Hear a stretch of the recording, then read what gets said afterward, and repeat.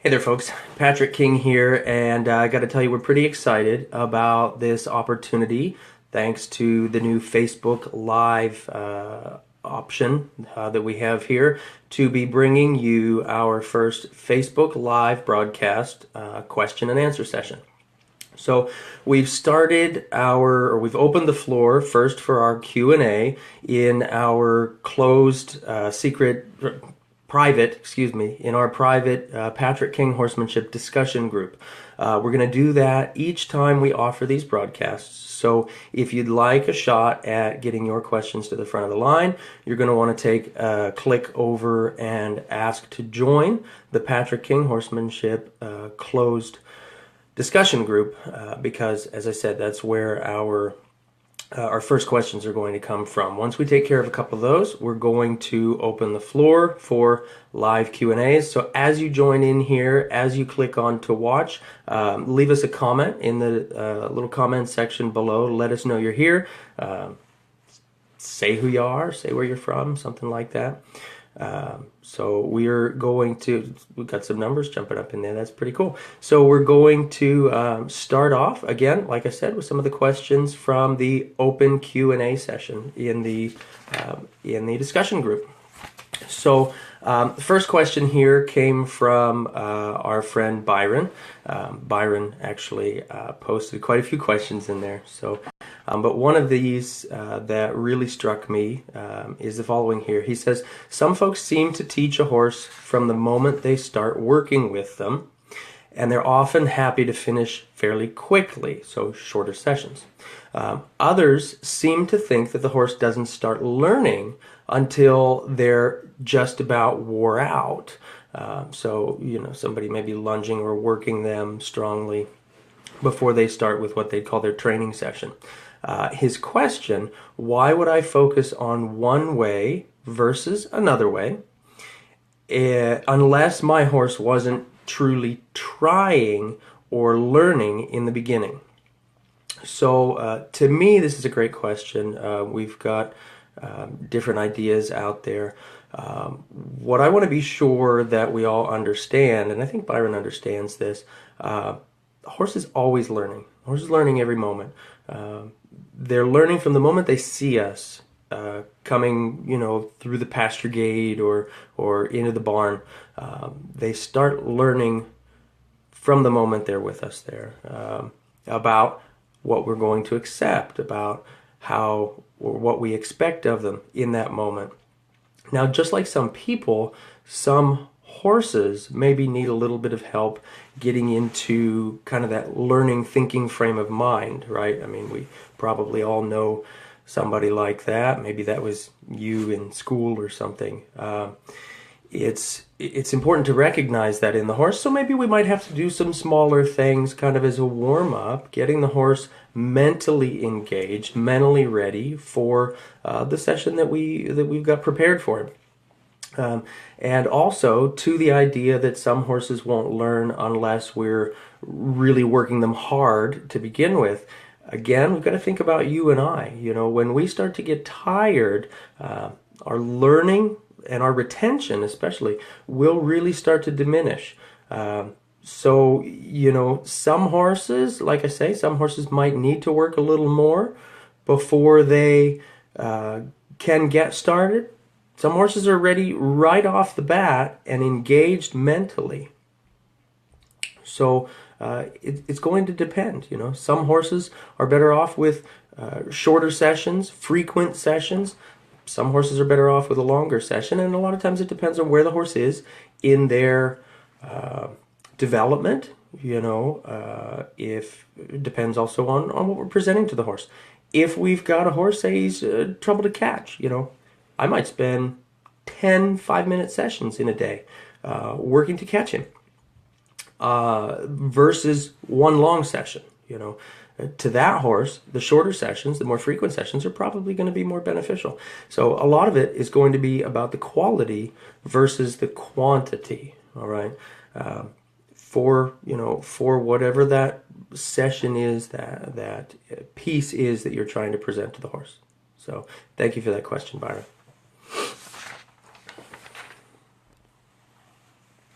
So another question here that I think is great, coming from Lynn, dealing with herd sourness, or what I like to call herd sweetness, and the horse that whinnies a lot while working.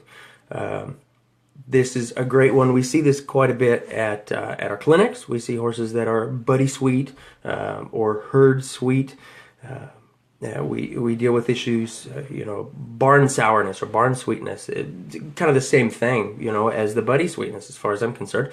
But Lynn says, my mare continues to work, but she keeps calling for her buddies. The harder she has her work, the more she calls. And she says the horse sort of loses it if she hears the other horses answering her. So for this, it can be a little bit tough just answering in an open Q&A kind of an idea like this without actually seeing what's taking place. And of course, that's how we would always prefer to answer questions with these ideas. But so we're just going to kind of cover this one in a general sense, and I think no matter what your issue is, as far as the barn sweetness, the buddy sweetness, I don't think the way we're going to talk about this would ever hurt. It'd be beneficial no matter what. So what we want to think about is those horses that are talking and calling to their friends while they're working, or the horses that struggle to leave their friends. That, to that horse, really is a confidence issue. It's a confidence in us as the riders and the leaders, and it's also a confidence in themselves. Just by the nature of horses, if they're not so confident in themselves, they're going to be less confident when they leave the herd, because they look to the herd for their safety. Okay, so again, this gets back to their confidence in us as leaders. We need to really work on improving our horse's confidence in those situations. Something that I would call to Lynn, as you were talking about, the harder you have her work, the more she calls. And again, I don't know the horse, but that sounds to me like she's not got that confidence in herself and in you, and specifically then in the work that she's doing. So with a horse like that, something that I would tend to do is, more than the idea of working her harder, I would think of working her softer, working her more specifically, maybe a little slower. In faster work, it's almost easier for a horse to hide their tension. In slower work, it's much more difficult for the horse to hide tension. So in asking her for the slower work, we're going to kind of bring a mindfulness to her, to the tension that's in her body, to the anxiety that she's got, and more specifically to the work that you're doing. So again, rather than working harder in those cases, I would tend to work softer, quieter, slower, that sort of thing. If you have the opportunity to work her also around her friends, maybe you can work her outside. I don't know how your farm is set up or anything like that, but maybe, for instance, you could work her outside around the paddock where her buddies are and ride her back over to the arena. What I would do is maybe cause her to be a little more busy in her feet when you're working in the presence of her buddies, her pasture mates, and then when you get to the outdoor arena, maybe allowing her to slow down, allowing her to take a rest, maybe even just stopping and chilling out with her for a little while. You'd find sometimes those horses in those situations are best helped by rest more than harder work, because again, it's about the confidence. Okay, always focus on where your horse's mind is, and you already are, or you wouldn't have phrased the question the way that you did. So that's a great thing. But we always want to be mindful of where the horse is mentally, and kind of experiment. See how little you can do. Maybe you might just ask her to move 1 foot at a time. We have an exercise we teach in the clinics. We call it the 1 step, where specifically you move 1 foot at a time, a hind foot and then a front foot, and then we change sides, a hind foot and then a front foot. That exercise is pretty challenging for a lot of horses.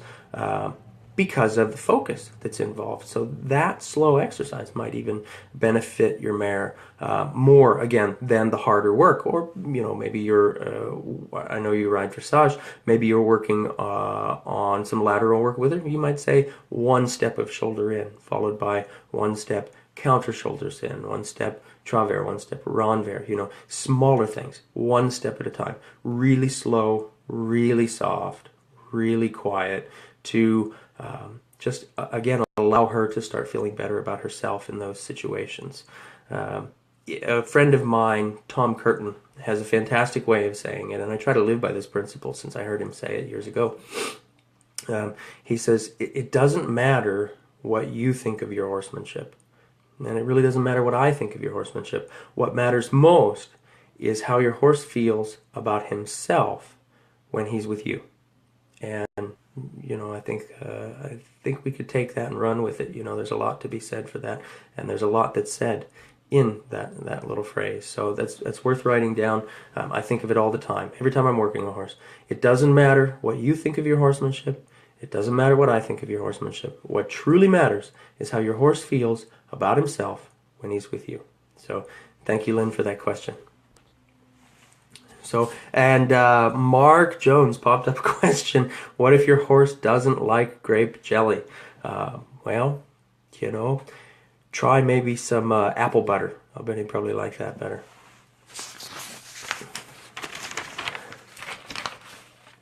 And Sarah wants to know, can I write that in the comments when I'm done?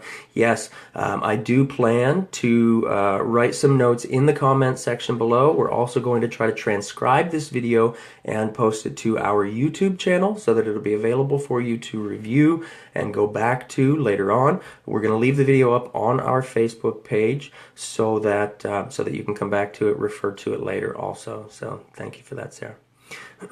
So, let's see, Sarah also chimed in with a question, again from our private Facebook group. So now would be a good chance, or maybe as soon as you're finished watching us here, take a click over and ask to join our private Facebook group, Patrick King Horsemanship, where we're always going to first open the floor to questions for these Q&A sessions. So Sarah asked a question that is something that does come up quite a bit when we're talking about cantering, and specifically lead departures, because there's a lot of different ideas out there, it seems, for getting canter departures. So Sarah asked, some teach canter departures with a weight in the outside hip, and she thinks that's mainly Western, which seems to be right. And some teach the lead departures, the canter departs, with a weight on the inside hip, and she says this mostly seems to be dressage, so that the horse can continue to bend around the rider's leg. Which do I teach and why?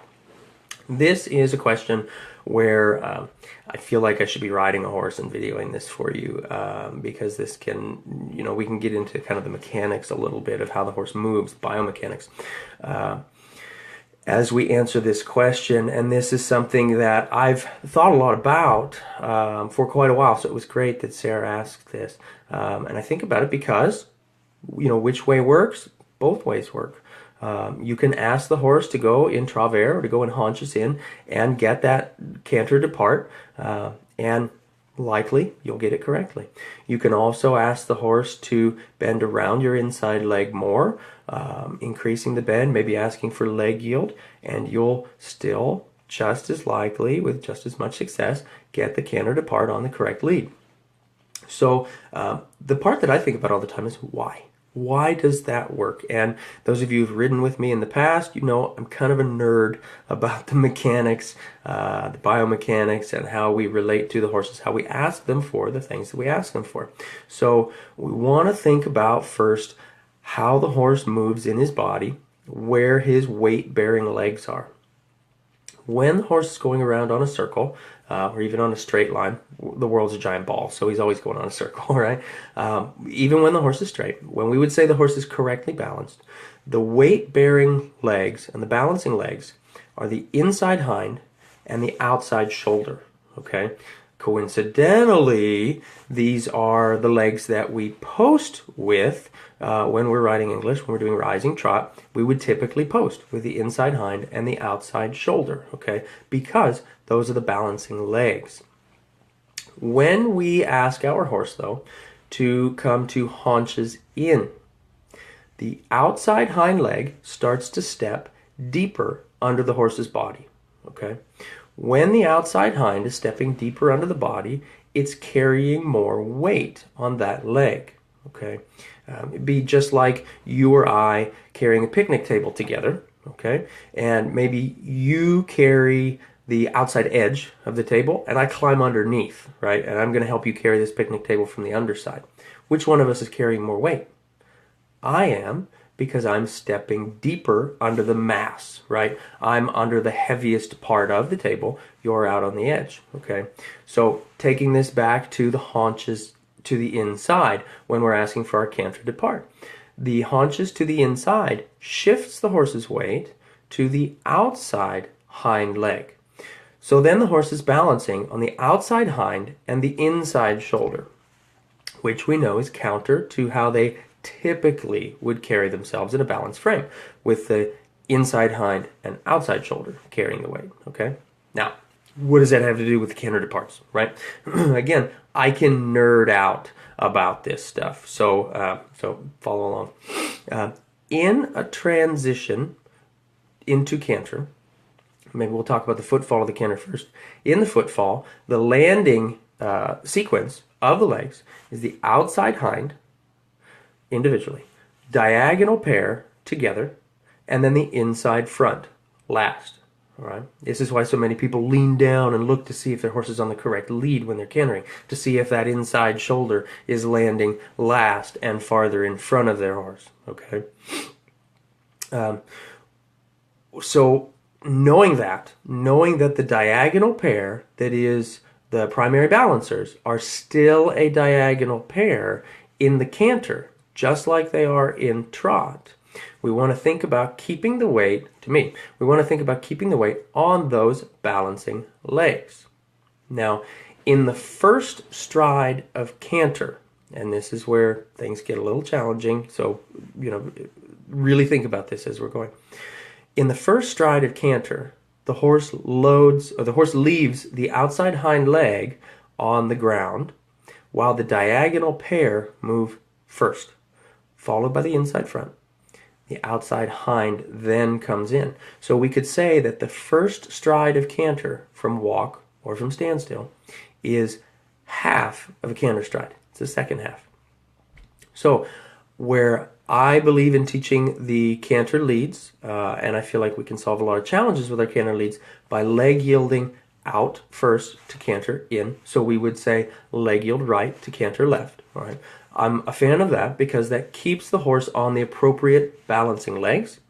At the same time, it also helps to keep the horse's outside lower back softer. And again, we know that's the hind leg that needs to eventually follow through by itself. Okay, the lower lumbar of the horse is kind of the transition center. Okay, that's where your transitions happen. So as much as we can possibly do, we want to keep the horse's lower back soft, okay, and supple. The leg yield is fantastic for that. The leg yield is the aspirin for your transitions. Okay, so think about that. In a 30-minute ride, you might ask for leg yield 40 times. Okay, it might be one step, might be 10 steps. It's hard to tell, but you'll be leg yielding constantly. Okay, to help keep that lower back supple. In that leg yield, we're keeping the diagonal pair engaged. Okay, and balancing the weight, and so the horse has an easier time transitioning into the canter from there, keeping balanced. In the haunches in to canter depart, we're loading the weight to the outside hind leg, which is the last leg to leave the ground in the canter depart. So in doing that, in keeping the weight in that hind leg, we're still setting the horse up to take the correct lead. Because, again, that outside hind is the last one to leave the ground. If it's bearing the weight, the other legs are ready to move. Okay. In doing that, however, in the transition, the horse has to change their balance. Okay. to be sure that the balancing legs are the inside hind and the outside front. So the haunches in canter depart will have a tendency, mechanically speaking, to put the horse on the forehand, even if slightly, for that first stride. Okay, so again, this is why I teach. This is a long answer to a short question. That's why I teach the canter leads from the leg yield first. Leg yield again out to canter in. So leg yield right to canter left, or leg yield left to canter right, to keep the horse more balanced and more supple when we ask for the lead. But saying that, if your trainer or if you are going along asking the horse first from the haunches in, it's not wrong. You still have just as much of a chance of getting the right answer. We just have to make sure that we work on softening the horse and drawing back on the haunches as soon as we get that canter, to help them come into that better carriage so that they're not on the forehand. Okay? So got a lot of cool comments coming in. A comment about the mustache. So yeah, thanks for that, Sarah. It is Movember, so growing the mustache out, raising awareness for men's health. We'll also post a link in the comments below about our Movember fundraiser. We're trying really hard to raise money to help support men's health, physical and mental health during the month of November. So that's why I've got a little bit of the winter hair going on here. So and Mark says he needs one of our vests, so hop on over, Mark, to our web shop if you want, once this discussion is over, and you can certainly purchase one of our vests online. So, okay, so another question from our private discussion group, Patrick King Horsemanship. This one from Suzanne. Suzanne asks, why is it important to help the horse develop better physical fitness even after we get to the feet? And this is a pretty cool question. Suzanne does a lot of work. I know Suzanne, she hosts clinics with me. We've ridden together a number of times. Fantastic horsewoman. So the question, again, I'll repeat this. Why is it important to help the horse develop better physical fitness even after you get to the feet? So for some of you, the idea of getting to the feet might be kind of a new concept, okay? The idea of our foundation work is that we help the horse to manage his own emotions, we help to develop solid control, and we get a connection from our reins and our seat right down to the horse's feet, okay? So this is what Suzanne means about after you get to the feet. In other words, you could control the horse's feet, which direction, which speed, all those things, in basically any situation, okay? And that's pretty important in our foundation work, as well as our advanced work. And we see a lot of riders show up to clinics that are trying to work on advanced things, but they haven't gotten to the feet yet. They don't have the control of the horse's legs, hindquarters or shoulders specifically.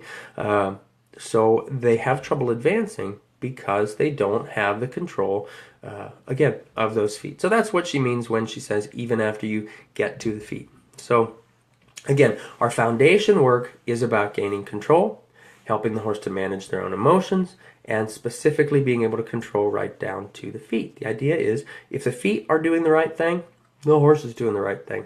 And as one of my primary mentors, Ray Hunt, used to say, if they're right in their feet, they'll be right in their head. If they're right in their head, they'll be right in their feet.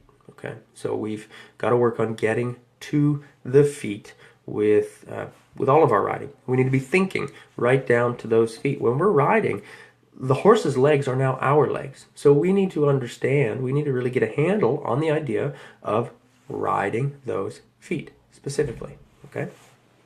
So again, that's our foundation work. Our advancing work, we want to help the horse to develop stronger carrying muscles, better fitness, to work eventually towards the ideas of collection. So this is why it would be important to help the horse to develop more, or to develop better physical fitness, even after we've gotten to the feet. There are some riders out there that seem to think that a horse's headset is collection. Or we hear clinicians talk about a soft feel. And you'll hear me talk about this if you ride with me at clinics around the country, around the world. You'll hear us talk about a soft feel. And again, there are some riders, some trainers that might say that that soft feel or headset is collection. And it's not. It's the beginning part of collection. And it would be also, in the end, the last piece of collection. So we want to think about that. Collection, really, it's kind of like a soft feel that has traveled all the way back to the horse's hindquarters. Okay, that to me would be what collection is. Collection, in the mechanical sense, is an engagement of the haunches to the point that more weight is being carried by the hind legs. And this is where we see horses going around in collection, and they look as though the front end is higher, right? They're a little taller. When the hind feet are carrying more weight, the shoulders are looser. The shoulders are lighter, okay? So the idea of collection, many times we think it starts in the front end. It doesn't. Collection starts with the haunches. True collection starts with the haunches and then comes forward. Now, the challenge here is that we need to keep the horse soft and supple from the front back so that we can ride from the back forward. Okay, we see a lot of times horses will get stuck or bracy in the jaw, in the neck, in the shoulders, in the back, in the low back. We've already talked about that, the low back being the transition center. Okay, if the low back is stiff, the pelvis can't step deep under the horse, the hind legs can't step deep under the horse, so collection is not possible. If they're stuck in their shoulders, they're going to be stuck in their lower back. So, you know, we've got to think about this. So we often say we supple from the front to the back so that we can ride from the back to the front. Okay. Again, so that the horse is better capable of carrying us in collection and going to the point of collection. So I'm getting all kinds of notifications popping up on my phone here about being tagged in posts and things like that. If you'd like to share this with your friends, I believe, and it's our first broadcast, I believe that you can share the broadcast directly to your friends, or you may even be able to tag them below in one of the comments if you'd like to bring them into the discussion. So again, that question was coming from Suzanne, and thank you, Suzanne, for that. One final question here that we've got from our private discussion group is from Mark. Mark was asking for exercises for straightness. Okay. Excuse me while I take a sip of tea there. I don't want to run silent on you as we go. Exercises for straightness. So this will come back to a lot of what we talked about with Suzanne's question about unlocking the body. Okay. Straightness straightness can really only come in the true sense from suppleness, relaxation, balance, strength. So when we're working on the idea of straightness, we start first with unlocking the jaw. Again, if you've been to many of my clinics, any of them really, you'll know that we spend a lot of time on relaxation with the horse, unlocking the body. Okay, relaxation helps us to build suppleness in the horse. Relaxation and suppleness together will help the horse to become better balanced. From a point of relaxation, suppleness, and balance, we're able to develop better strength and straightness in the horse. Okay, so when we talk about the idea of straightness, we need to remember that first we have to have relaxation, then suppleness, then balance, and then can we start developing strength and straightness.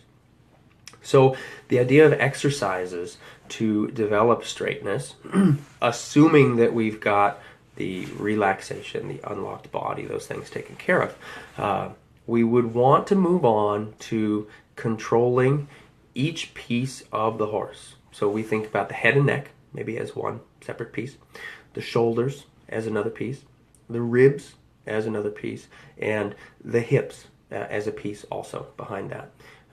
So we would work on things like leg yields, shoulders in, counter shoulders in, or shoulders out, some call it. Travers, renvers. If you're a Western rider, you would say haunches in, haunches out. Okay, those exercises are going to be great for helping us to gain better control over the horse, one piece at a time.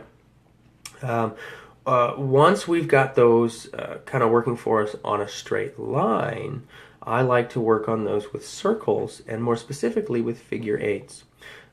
So we would ride the horse in straightness on the circle, okay, which we all know means that the horse's body is bent in the direction of travel. So we're not talking straightness while he's trying to circle. We're talking his body is in an arc about the same or the same as the arc of the circle that we're riding on.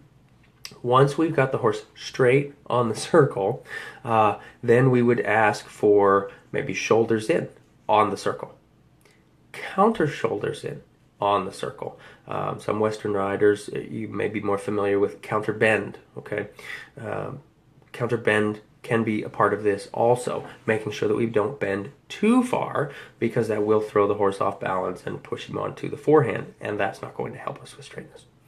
So shoulders in, counter shoulders in on the circle. We can ask for haunches in, haunches out, or travers, renvers on our circles. And then we can start combining those in the figure eight. So maybe say we're riding on a left circle and we're riding with haunches in on a left circle. When we change bend, we might keep the body, or when we change circles, we might keep the body in the same bend.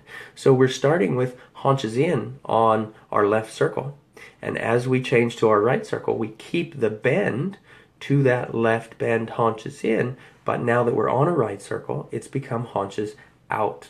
So we're keeping the bend, changing the direction, okay? That can be really helpful to get a horse, what I would say, with my aids, all right? And that's going to take us to another piece here, Mark, that I want to talk about, Mark and everyone, for these ideas of straightness.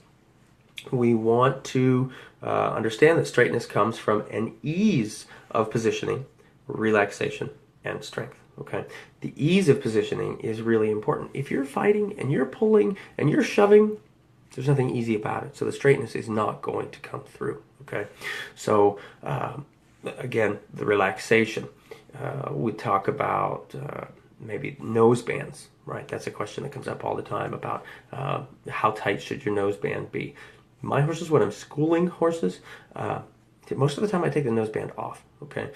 The idea of a compressed noseband or a tight noseband to keep the horse from opening his mouth, it's just kind of a mask. Oftentimes, the mouth, the jaw opening is really the only way that the horse has to show us that he's either not understanding or that he's not relaxed, that he's not supple, that he's in distress.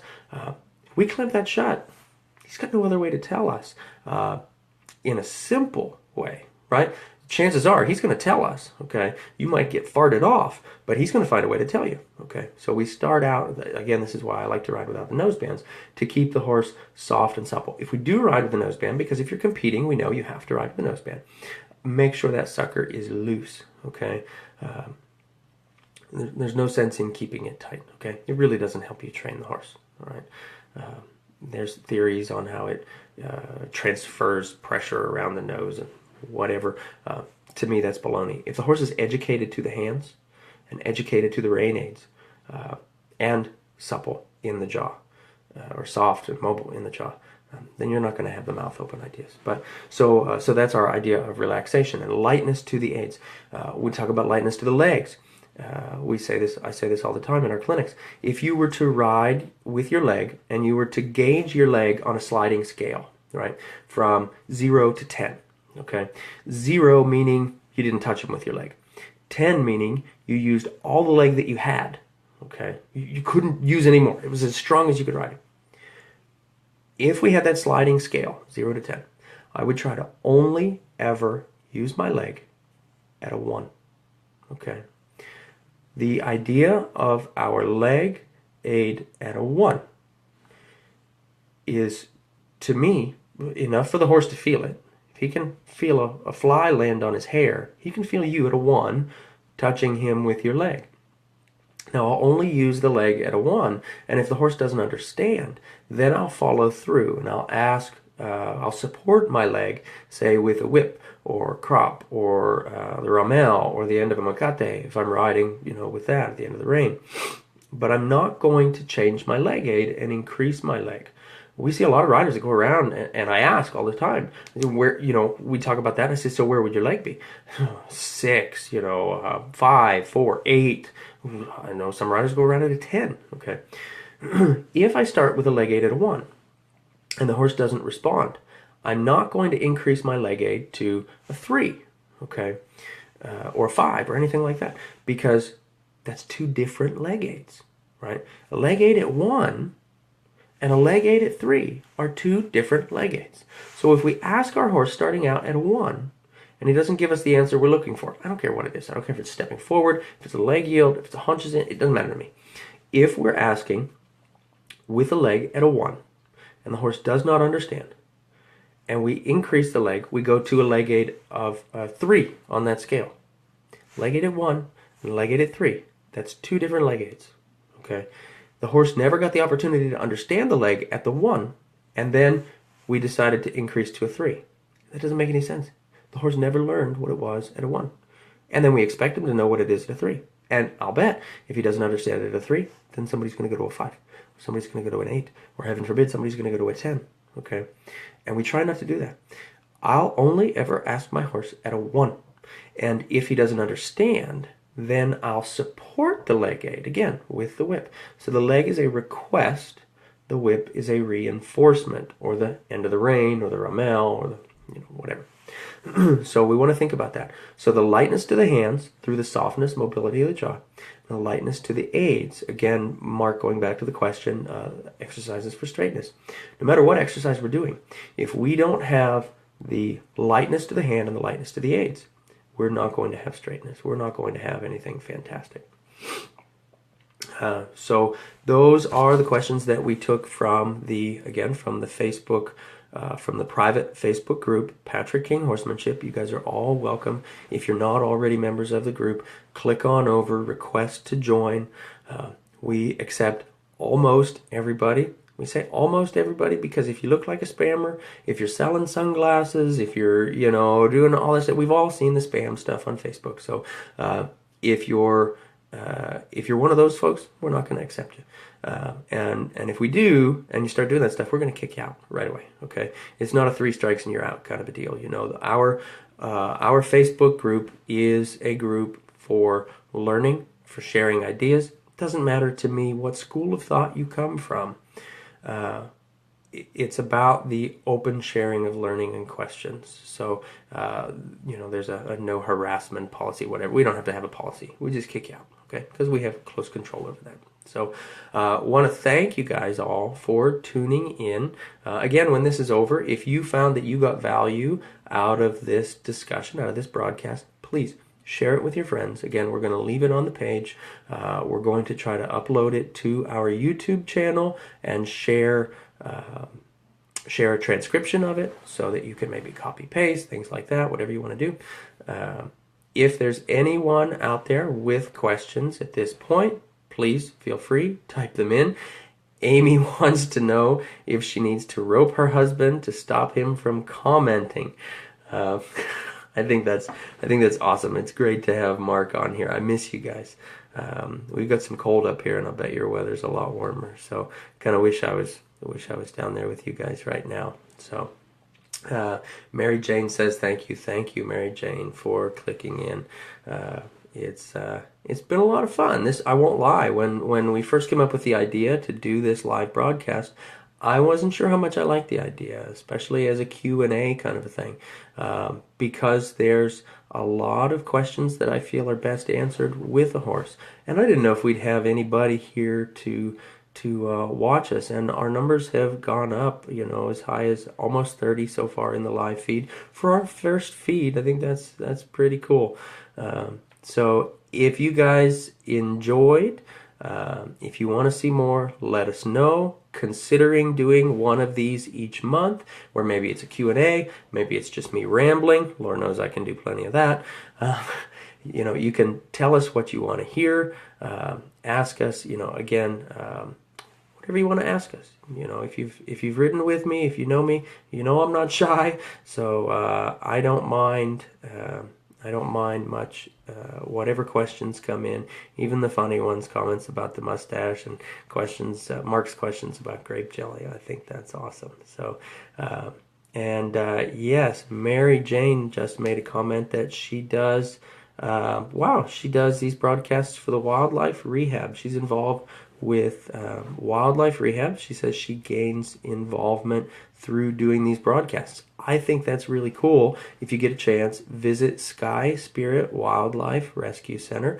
That's Mary Jane Angelo's rescue that she does. I hope I said the name right, Mary Jane. It's been a long time since we've been together. It's been a number of years. So that's awesome. Thank you all. Great comments coming in. I really appreciate it, guys. It is now here coming up. It's about 20 after 8. My daughter's downstairs watching a movie, so I think I'm going to go join her. So, wind down and spend the evening together. I like to do that as much as we get the opportunity. So, again, thank you guys so much for tuning in. I really, really appreciate it. Again, if you want, share this broadcast with your friends. Share it with other groups if you want. It's up to you. Wherever you want to share it is fine with me.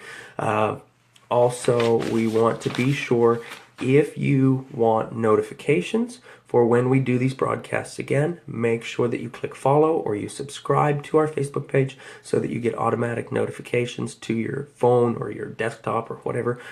If you have those turned on, they'll let you know that we're going to be doing this again.